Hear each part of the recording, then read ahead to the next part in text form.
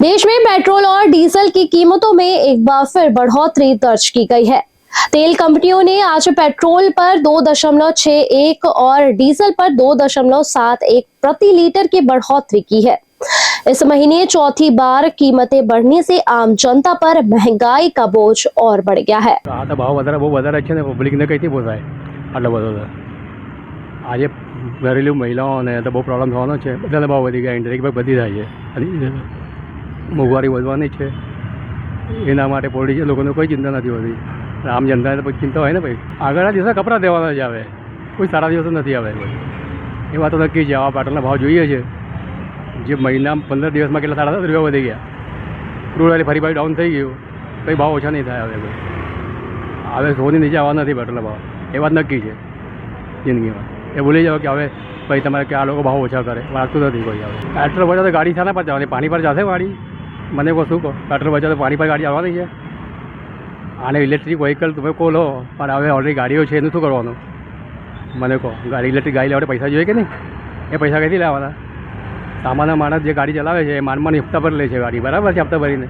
અને હવે કહો તો કોઈ ઇલેક્ટ્રિક ગાડી લઈ લો તો આ ગાડીનું શું કરવાનું આ ફેંકી દેવાની આમને આમ જ ચોખ્ખી વસ્તુ કે નહીં મોંઘવારી તો બહુ છે ભાઈ શું કરવાનું એ થવાનું એ થવાનું જ છે એને કોઈ કહી નહીં શકતા સરકાર છે સરકારને કંઈ કહી ના શકે એ લોકોમાં કંઈ જોઈ વિચારીને કર્યું હશે મોદી સાહેબ કહે છે કે પેટ્રોલનું ઇંધણ ઓછું વાપરવું ઓછું વાપરે એમની બરોબર છે નોકરિયાત માણસ શું કરશે नौकरियात माना है तो काम में जवाना है ने लोग पेट्रोल तो यूज होना है साहब। 25 मई को तेल कंपनियों ने पेट्रोल और डीजल की कीमतों में बड़ा इजाफा किया है। नए रेट के मुताबिक दिल्ली में पेट्रोल अब 102 रुपए 12 पैसे प्रति लीटर और डीजल 95 रुपए 20 पैसे प्रति लीटर हो गया है। इस महीने ईंधन की कीमतों में लगातार बढ़ोतरी देखने को मिली है।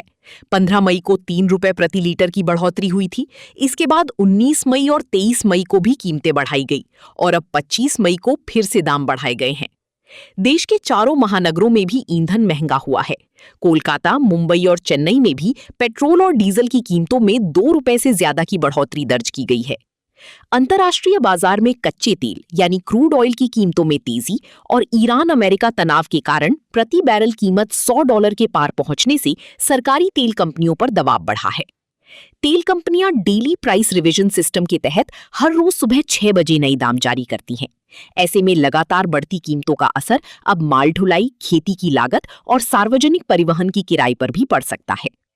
પેટ્રોલનો ભાવ તો પહેલાંથી વધવાનો જ હતો ને જ્યારથી વોટિંગ થઈ છે એના પછી ખબર તો પડી જ ગઈ છે કે ભાવમાં વધારો થવાનો હતો। ખાલી વેઇટિંગ થતું હતું કે ક્યારે ચૂંટણી પતે ને ત્યાર પછી ભાવ વધે, ખાલી વેઇટિંગ જ હતું કે વોટિંગ ક્યારે પતે। આઈ થિંક સો મને નથી લાગતું કે આગળના દિવસ હવે આપણા માટે સારા હશે।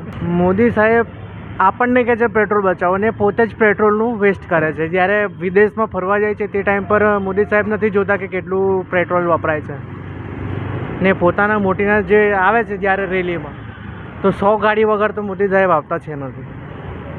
એમની પાછળ મોસ્ટ ઓફલી 50 ગાડી તો લાસ્ટમાં લાસ્ટ હોય જ છે। એ ટાઈમ પર જ્યારે પેટ્રોલ વેસ્ટ થાય છે ત્યારે નથી ખબર પડતી ને આપણને જે મિડલ ક્લાસ ફેમિલી છે એમને કહે છે કે પેટ્રોલ બચાવો, સોનું બચાવો, આમ ફાલતુમાં બહાર ફરવા ના જાઓ। ભાઈ બધાને તકલીફ છે પણ આગળ ક્રૂડ ઓઇલ મોંઘું થયું છે એટલે એમાં સરકાર પણ શું કરી શકવાની છે? કેટલી તકલીફ પડશે? બધાને તકલીફ તો પડવાની જ ને ભાઈ। ઇન્ટરનેશનલ માર્કેટ લેવલે ભાવ વધે છે એટલે પેટ્રોલનો ભાવ વધવાનો જ છે।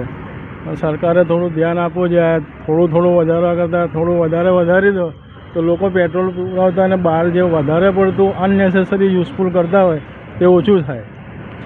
મારા ખ્યાલથી તો અત્યારે તમારે જે 100 રૂપિયા થયો છે એની જગ્યાએ સીધા 125 130 કરી નાખવા જોઈએ સરકારે, જેથી પેટ્રોલનો વપરાશ ઓછો થાય અને બિનજરૂરી વપરાશ ઓછો થાય। જેને જરૂરિયાત હોય એ જ બહાર નીકળે ને એ થાય। હવે એનર્જી સિક્યોરિટી માટે ગવર્મેન્ટ એનીવેઝ બધા સ્ટેપ્સ તો લઈ રહી છે બટ જે ગ્લોબલ ક્રાઇસિસ છે એ બી સાચી વાત છે।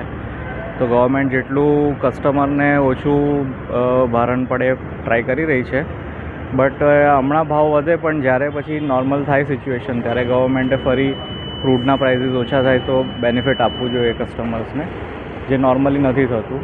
એકવાર ભાવ વધી જાય છે તો પછી કોઈ વખત ઘટતા નથી, તો એ કરવું જોઈએ। તો સિચ્યુએશન પ્રમાણે બધા સિટીઝન્સ પણ એડજસ્ટ કરી શકે।